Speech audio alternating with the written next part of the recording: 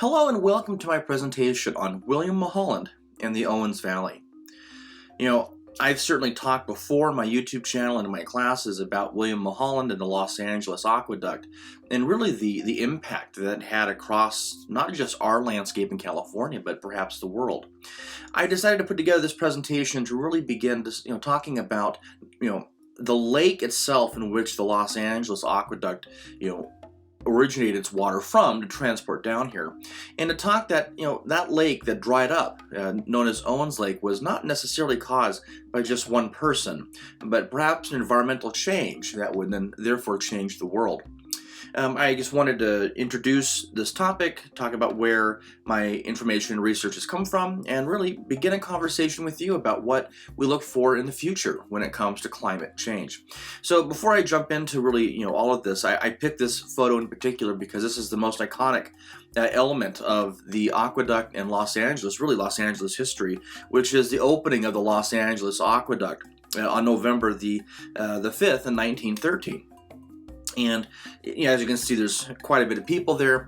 Some of the research that I pulled from for this presentation, which was really awesome, and I have a book from 1906 called The Geology and Water Resources of California. I was also able to acquire a copy of the first annual report of 1907 from the city of Los Angeles and the chief engineer of the Los Angeles Aqueduct, quite a big book. And then another one in 1916, another report on the construction of the remaining parts, and looking more at the weather data at that time. And as you'll see, these books came in quite importance when putting this together. So let's begin with a little bit of history. So who was William Mulholland? Well, William Mulholland was born in 1855. He was a self-taught Irish-American civil engineer responsible for the major infrastructure that designed to provide Los Angeles with its water, as well as designing several reservoirs such as the Silver Lake, the Hollywood. He was also a consultant on the Panama Canal. In 1880, William Mulholland would begin working for the city of Los Angeles to develop the first ironworks pipeline, and then would work along with Mayor of the time, Los Angeles, Frederick Eaton, to create a new resource for the prominent water shortage that was seen in Southern California. At that time, the population in Los Angeles was about 9,000 people. Now, among many other great accomplishments that this man had in his life, he would also take full responsibility of the St. Francis Dam failure, which killed some 600 people, which was actually located where I live, here in the Santa Clarita Valley, which is, again, another conversation for another time. But that is an incredibly interesting topic to talk about. It's considered the greatest man-made natural disaster in U.S. history. So, but that's another conversation for another day. So let's talk more about William Mulholland and Fred Eaton, the then mayor of Los Angeles. So they worked very closely together, working on some projects. They also worked together trying to resolve the water shortage in the city of Los Angeles. So they ended up traveling all over the place, and they did find a plentiful resource there in the Eastern Sierra, of which they thought that they could obtain the water, transport it down to Los Angeles, and it would fulfill the need. So, nonetheless, in 1907, a 233-mile-long aqueduct would break ground. Nearly 4,000 employees were hired of all ethnic backgrounds, which was incredibly unheard of at that time. And it was really interesting because if you look at some of the historic photos, they're almost like cohorts. So you had cohorts of Chinese immigrants, Mexican immigrants, black immigrants. You had all these different cohorts of people that worked tremendous amount of hours and tremendous time together to really bring a dream together. Now, that being said, how they obtained the water is about as murky as the waters themselves in the lake. So William Mulholland and Fred Eaton went up to the Eastern Sierra. There was a large lake, desiccating lake, meaning that it was already drying at that point. And this is again in the early 1900s. And there was a river, the Owens River, that would just dump all their fresh cold water into that lake. And it was a terminal lake, meaning that the water didn't go anywhere, it just evaporated. So they wanted to divert that river system into an aqueduct. Now, in that process, they ended up buying, the idea was to buy up water rights from some of the farms and areas around that were no longer being sufficient in the area. And when they came back down, Fred Eaton actually snuck back up and purchased all the water rights behind William Mulholland and the city of Los Angeles back. So when they finally got the federal funding to do so, and the support with the federal government, Fred Eaton had already acquired the property and he sold it at a premium. Thus would end a very long friendship between William Mulholland and Fred Eaton. And Fred Eaton, lived a very happy, very rich life. So nonetheless, the aqueduct itself would move about 710 cubic feet per second, which is about 5,300 gallons per second of water, in a siphon-fed tube. It was a complete marvel of mystery, because a tube of 233 miles was siphon-fed, meaning that there was no motor or generator or pump required, that Mulholland had designed it in an order that it would actually just continue to feed itself and provide its own energy to transport the water, which was really incredible at that time, and still today. I mean, many people, as historians, will agree that, other than that, the greatest water design would have been the original aqueducts and canals in Rome. So this was an incredible feat. So Los Angeles needed water, and these guys found it. So the facts, again, it was 233 miles of tube, about 12 feet in diameter. There were 164 hand-dug tunnels, the largest being the Elizabeth Tunnel, which is about 27,000 feet in length. And lest we forget the borax mules. So many people might remember of borax being a soap, a detergent that was mined out of Death Valley and a couple of the areas along the Eastern Sierra. So when they were building the aqueduct, it was in such wild terrain that they weren't able to get vehicles and trains all up into these points. So the only way they could move these massive pieces of pipe, as you can observe in this photo here, is by using the borax mules that were pretty much decommissioned at that time. So again, it was just incredible to see the work that was done by hand. This is the infamous Alabama Hills spill gate. They opened this up, which began, it's the beginning point of the aqueduct's journey, the water itself. And here's one of those many tunnels that were mentioned. So here's some additional photos. Some of these looking over at Jawbone Canyon off of the 14 freeway, just outside of the Palmdale Lancaster area. And just looking at the fact that these people put together and worked and as a group built this dream to provide Los Angeles its water.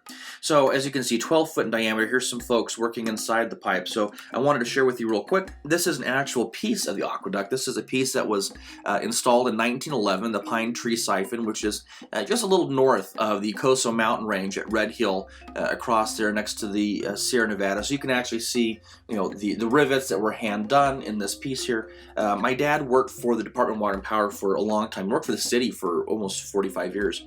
And I had asked for a piece of the aqueduct. I thought, because they were replacing some pieces of it because it needed to be done. It's over 100 years old. And so he brought me this. I said, this is the biggest piece you can bring me. And then if you were to feel it, it weighs about 35 pounds. So it's a pretty heavy piece of metal, but it's still an incredible piece of not just California history, but really just history overall. So here we can see the total journey in which that aqueduct takes. As you see, a majority of it is enclosed, which is incredible. The California Aqueduct, which is on the western side of the Sierra, is not enclosed, and it is susceptible, to tremendous amounts of evaporation. But in this case, the Los Angeles Aqueduct had very little waste in being completely enclosed. So then we move forward to November 5th, 1913. About 30,000 people showed up for this event. In fact, it was so pushed forth of excitement that the Southern Pacific Railroad offered round-trip traffic and transportation for just $1 round trip in that time. The iconic statement, there's William Mulholland saying it, most of us know it is, there it is, take it, but they actually took out the middle part, which was Mr. Mayor. There it is, Mr. Mayor, take it. And the newspaper quoted that it gurgled and splashed its cheerful message of good health, good wealth, long life, and plenteous prosperity in Los Angeles and to her people.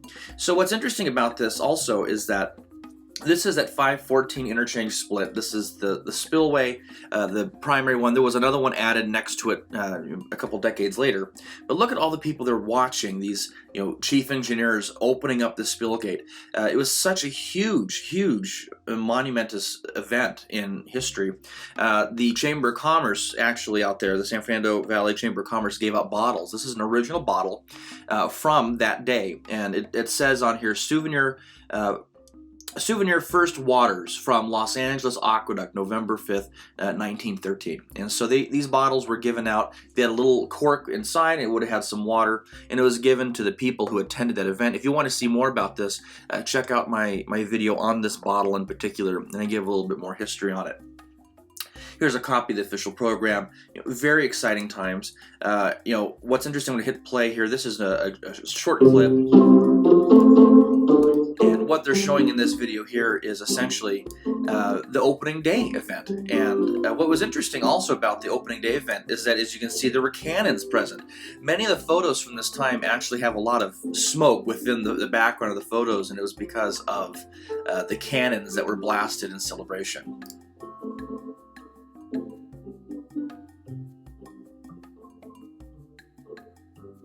Again, just can you imagine living? I mean, if you know where this is located, there at the 514 split, you have to imagine at the other end of this water, the San Fernando Valley was just barren land. It was mostly used for grazing. But after the water came in, we then saw tremendous amounts of agriculture pop up in the San Fernando Valley, specifically oranges and citruses.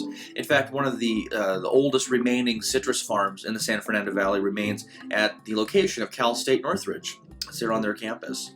But this water brought not just people, but brought opportunity and a lot of great fortune for the people of Los Angeles. So Los Angeles got their water, but what was happening climatically at this time? So here's some great photos of that era. Here we can see there's Lankershim Boulevard down in probably North Hollywood area. Here we have the 110 freeway, the original 110 freeway, the oldest freeway in California, with that beautiful bridge before it was even paved, and there's people battling with horses and cars. And here are two hikers overlooking the San Fernando Valley itself.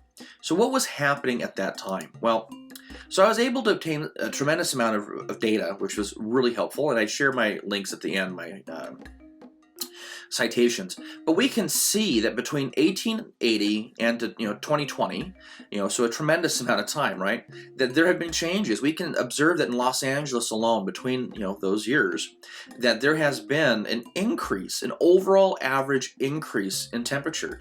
That we've gone from an average temperature of just below 62 to about 67 degrees. So we've seen about a 5-degree increase in average temperature overall. And average temperature takes the high and the low. And what's important to talk about, weather. Each individual red line on this graph here represents a weather set, a data set that was taken. The high and the low and that average of that day and so on and so forth. So when we talk about climate, this entire graph represents the climate. It's 30 plus years of weather data for us to be able to understand a general trend. And so we can see that there's a general trend of weather data that therefore produces a climate. So when we say that climate is changing, that means that we are seeing a long-term data set of weather that shows progressive change. Now, looking at the diagram and table on the right is the total rainfall in Los Angeles, again dating back to 1877 to about 2009. And we can see that on average, there's been a slight decrease in precipitation. It's not a whole lot. We're still averaging out around 15 inches of rain per year. But the one thing that we can see is that the rainfall that we have is not it's not consistent. It's not sustainable. We have definitely values of peaks, valleys, everything in between. It's that idea of feast or famine. We have we have a ton of rain in 98 region, then you have nothing in early 2000s. We can move over into one of my favorite times right here, which is about 1938. You can see there's a huge peak. 1938 would have been the Los Angeles flood, in which in about 48 hours we had 38 inches of rain. It caused tremendous flooding and was actually the direct result of the channelization of the Los Angeles River. Again, another presentation for another day. Lots of things to talk about within this. So this is looking at Los Angeles data. So I wanted to look also at the Owens Valley data. So I found data that just shows the average climate and weather over 1927 to 2005. A lot of people who put reports together when looking at the Eastern Sierra and Owens Valley only use the most current data, and that's just because it's easy to get a hold of. The older data is very challenging to get a hold of, and I'll talk more about that in a moment, but we can see that the blue line on the table on the left represents max, the green represents minimum, so we can see there's somewhat of an average in between, but we can see that the average temperature is about 59 degrees for the Eastern Sierra, peaking at 100 and dropping down into the mid-20s. Now, looking at the rainfall throughout the course of a year, they get about 5 inches of rain per year. That's not very much. Again, I said Los Angeles alone receives around 15 inches. So where the Los Angeles Aqueduct was pulling water from, on average, they were getting about 5 inches of rain. That's a third of what we receive down here. So it was not a sustainable source of water for the area alone, let alone for an aqueduct itself. So water came. What else was happening climatically? Well, we can use the word climate, not just in case of weather data, but we can just think about just people and politics. And so I put together this little graph here showing the population growth in Los Angeles between 1890 and 2020. And I put this little peach pink line right here to mark the opening of the Los Angeles Aqueduct, because I wanted to state that we can see that because of the opening of that aqueduct, look what happened to the population in Los Angeles. Between 1909 and 1928, the city of Los Angeles grew from being just 61 square miles to being over 440 square miles. The population went from about 300,000 to 1.2 million people. So because there were resources, because there was water, because there was opportunity and work, it grew, and it grew, substantially. In fact, the populations began growing even more. In fact, that additional reservoirs needed to be created. We also saw that an additional aqueduct would need to be created in the 1970s. So there was, additional growth and need in the city of Los Angeles. So again, incredible growth. And, was it growing anyway? Yes. But do I think that it would continue to have grown at such a staggering amount had it not been for the aqueduct? I do not think so, because Los Angeles did not have the water to provide the population it had with enough resources, again, for agriculture, livestock. You have to imagine the San Fernando Valley, Northridge, North Hills, Mission Hills, all those areas there, before this date would have just been countryside, and it would have been ranches, and then the aqueduct comes in, and then it would have been agriculture, then it would have been businesses, then it would have been, cities and landscapes would have grown, at staggering rates. And so it's an incredible piece of our history. But nonetheless, we continue to move on. So let's look at some of the historic Owens Lake rainfall patterns that actually paint a bigger picture of what was happening then. So this is a chart. I'm not asking you to look at all this data, but this is I took that from my 1 year, from 1906, a photo of the Owens Valley weather station data that was collected at the train depot in Keeler, California, which closed in the 1960s. It was one of the last Carson and Colorado steam trains that ran along, connecting parts of eastern California up to Carson, Nevada. But as we can see, between 1883 and 1902, they were averaging about 2.89 inches of rain per year. Incredibly dry amounts of limited resources. Long-term weather conditions, as I said before, can be interpreted as climate. The Owens Valley has a tremendous amount of data that recorded the average precipitation and temperature, which is often not discussed because it's not in Excel. You have to put it into an Excel spreadsheet. Now, this document from 1906 shows that 7 years before the aqueduct even opened, and they even state here that 10 years before that, the lake itself, so we have, again, the Owens River is pouring into this big lake. The water was diverted before it goes in the lake to the aqueduct. But the lake itself that was there before the diversion of that water, within 10 years, dropped by 16 feet. In 1904, the lake levels dropped an entire 2.5 feet on its own. Why does it drop? Because of the rate of evaporation exceeds its precipitation. So it was not a sustainable water source. So between 1838 and 1902, the average rainfall was less than 3 inches per year. Today, it's actually increased. It's on averaging about 6 inches per year. Now, again, another presentation for another day, but this slide here talks about the paleo shorelines, or the historic shorelines. Owens Lake itself was originally a spillover lake caused, through the last glaciation during the late Pleistocene, when ice began to retreat and begin to melt. There was a tremendous amount of meltwater that filled Mono Lake, and it rolled over into Crawley Lake, and it moved all the way down into a couple other areas, and it gets into Owens Lake, and it gets into the Saline Valley, and then finally the last lake that would finally reach itself to was Lake Manly, which is one of the largest lakes in California, if not part of the US, Lake Manly being Death Valley. So these lakes were very prominent during that, that time, 10,000 less years ago, even 3,000 years ago, the lake still had a tremendous amount of water still within it. Now, what's interesting about these two photos that I wanted to share, these are showing the shorelines, much like the rings on a bathtub, showing where the levels used to be. So we can see that the higher up the levels are, the larger the lake would have been, and then obviously down further in, at the 1,096 meter mark, how the lake continues to desiccate. Now, things that are not often taken into consideration, aside from just these bathtub rings in the lake, would be what's happening eustatically, tectonically. So many different things were happening in the Eastern Sierra. In fact, there was an earthquake in 1872 that they think could have been larger than the Great San Francisco earthquake. The Sierra Nevada as an entire unit uplifted 20 feet in the air, and the valley shifted 40 feet. It was such a large quake itself that when this lake was filled, it had a couple paddle boats that were transporting silver ores. It caused the lake to tilt, the whole body itself, and it actually pushed the what is that called, the where the boat parks, the what I'm talking about, the pier. Oh my gosh, brain fart, right?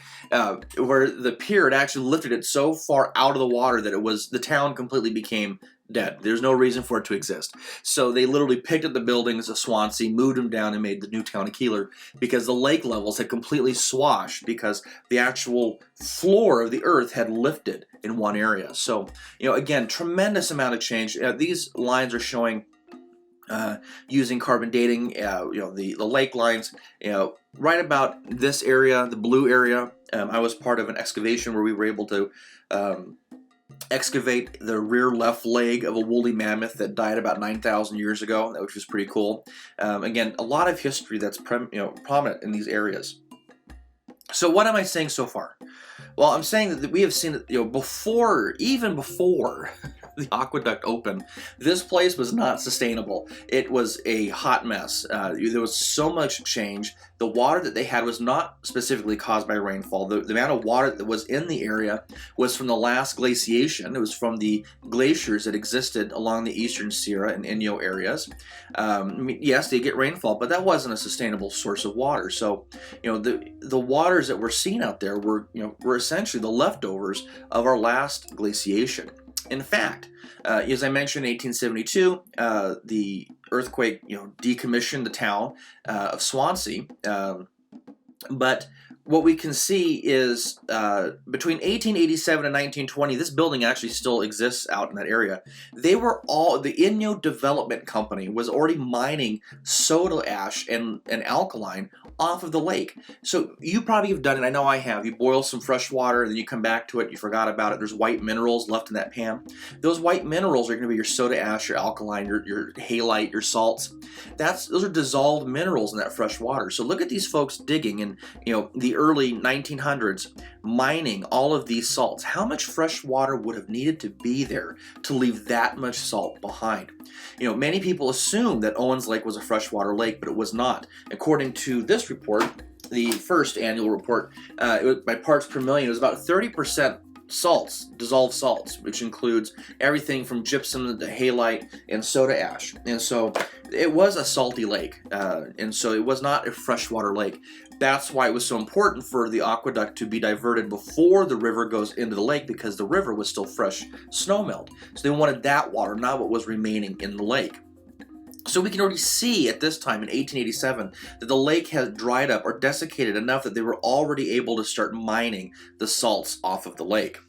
So then moving forward, I thought this was interesting because a major piece of the argument is that the Owens Valley was a tremendous area for agriculture, and because of the aqueduct, it removed the water rights from the farmers and moved the water down to LA, and therefore agriculture was not going to be key. They didn't have enough water to do it. Well, here's some research showing what was considered agriculture in the area. We can see that a majority of the agriculture in this area was pasture or grass, because most of the business that was done in that area during the late 1800s and even still into today is looking at livestock and cows. So there was other cultivated agriculture, such as we'll see in a moment, apples and strawberries and cantaloupes and stuff like that. But as we can see, the agriculture did not really pick up until the aqueduct was already opened. So these people started these farms after the water resources were already in process of being diverted to Los Angeles. Some of the earlier stuff was all done in smaller areas, usually along drainage of tributaries of the Sierra heading in towards the Owens River. So, I mean, indigenous people have lived in this area for thousands of years, and they've utilized the water for agriculture. They, they created their own little channels and irrigation systems to grow the grasses and the oats that they produced and fed and ate off of. But when it came to major agriculture production, it really didn't pick up until the 1900s, and then it kind of obviously decreased dramatically. So we're already seeing that there's a problem here, that these farms tried picking up during a time when, again, 3 inches of rainfall per year, that's not a lot of precipitation. They also did not have a water resource that was sufficient, and it wouldn't have been anyway.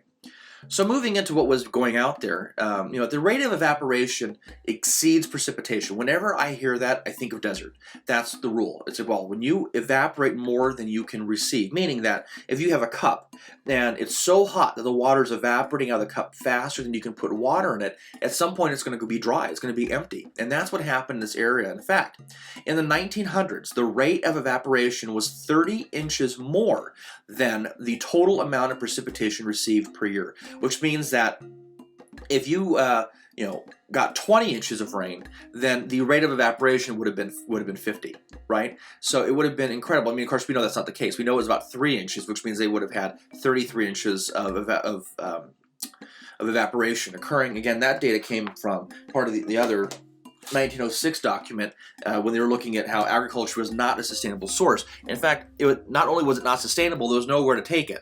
It was only locally grown because there was nowhere to transport it to. Now, like I said, it did exist before. There were meadows and lushlands. In fact, during the 1900s, there was about 200,000 cattle.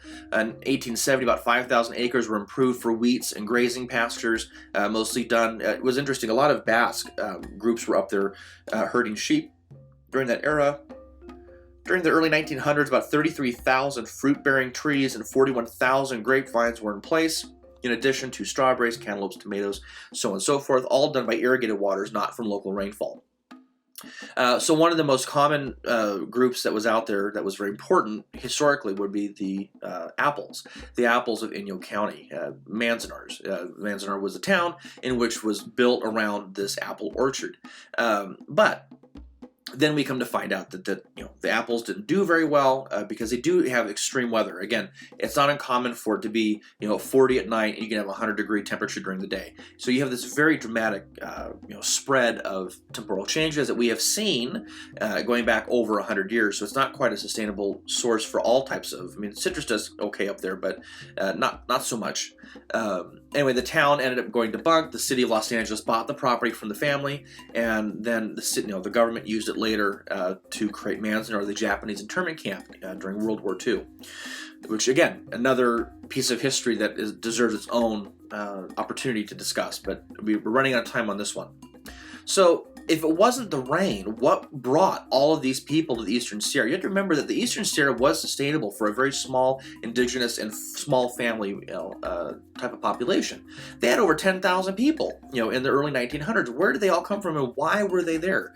It wasn't agriculture, it wasn't water. Those weren't the reasons why people were up there. Why were the people in the Eastern Sierra? And the answer is pretty short. Mining. 1849, right? The gold rush began. People went over the Sierra into Yosemite and were mining over there, but a lot of people got stuck on the eastern side when they were looking for silver, copper, zinc, lead, borax, and the list goes on and on and on. I have some great representations of different towns: Lone Pine, Keeler. This is Cerro Gordo, Fat Hill, the silver mine, overlooking the dry Owens Lake itself, the Dow Villa, and Lone Pine itself. Here's Rhyolite, the ghost town, and then of course the infamous Bodie, which is just north of Mono Lake. So mining along the Eastern Sierra in the early 1900s, late 1800s, was the big drive for people to come up there. But when the gold runs out, what do people do? They're hungry, they need to work, and so they start farming. And it's just, they were there at the wrong time to do stuff like that. It's not a it's not an appropriate area to do large productions of agriculture, unlike places such as Ventura County and parts of Southern California as well, where we can see that you can grow produce all year round. You cannot grow things all year round in this area. You can do your hays, your corn, your alfalfa. Those things are great, especially when you're doing grazing for your cows and cattle, but it was not appropriate to grow plums and strawberries and things like that. The weather and climate for this area was not sustainable for that type of business. So, other things, and just to kind of wrap up, what else brought people? Well, so then these beautiful locations became prominent for the movies. In fact, the Eastern Sierra, starting in the 1920s, since there wasn't enough water for agriculture anyway, the movie studios moved up there. They made over 400 full-length feature films and over 1,000 television commercials. So that's where their gold was in this type of business and infrastructure. To kind of give an example, some videos and movies that were done then. I just picked some of the ones that I like. Black Day at Bad Rock, that's a great movie if you haven't seen it. Django Unchained, Tremors, The Gladiator, Lone Ranger, Gene Autry. John Wayne filmed the majority of his B-Western films up here. It's a tremendous history within that. But you're not here for movie history. What were you here for? Well, you were here to talk about, what was happening in this area, what was happening climatically, and that we saw. So I'm going back to this slide to end here, is that we saw that this area was not a sustainable resource for water. William Mulholland and Frederick Eaton went up there and saw a huge river of drainage going into a dead lake that was already desiccating. People were already mining the salt because the lake had shrunk, over 12 feet within 10 years in that area. So it was already drying up. So they thought, well, why are you putting that fresh, clean water in that lake and not moving it to a place that resources can be used, in which the weather and climate would be appropriate to grow agriculture to feed a nation? So that's where they saw it from. Now, there were a lot of other politics that were involved, and I totally respect and understand that. But at the end of the day, even if the Los Angeles Aqueduct had not happened, we know beyond a reasonable doubt that Owens Lake would have evaporated completely by the late 1930s. That it was already, evaporating at a rate that exceeded the amount of precipitation that was going into the lake itself. By today's standard, only about 30 to 40% of the Owens River is actually going into the aqueduct and coming down to LA. A majority of the water is going back into the dry salt lake, in which the lake itself is 4 times saltier than the ocean, so that fresh, clean water is going to waste. It's being used for a mitigation project for dust. So much more to talk about with the lake, and that's other videos and other presentations, but I just wanted to share this whole idea that William Mulholland was this bad guy, and he was the reason why everything went to hell, as they say, up in the Eastern Sierra. But the reality is that area alone had so many microclimates and changes that were occurring that we know beyond a reasonable doubt that the Owens Lake itself, just like the other ones as well, farther south of Saline and Saline Valley and Lake Manly, they would and they should have evaporated on their own naturally. So I hope that this was kind of interesting to you. I hope this was helpful. Again, I'm really looking forward to seeing your comments and thoughts below. Be sure to share those. I'll be sure to respond. Again, thank you for your time. Don't forget to like, subscribe, and check out some of my other videos, and we'll talk soon.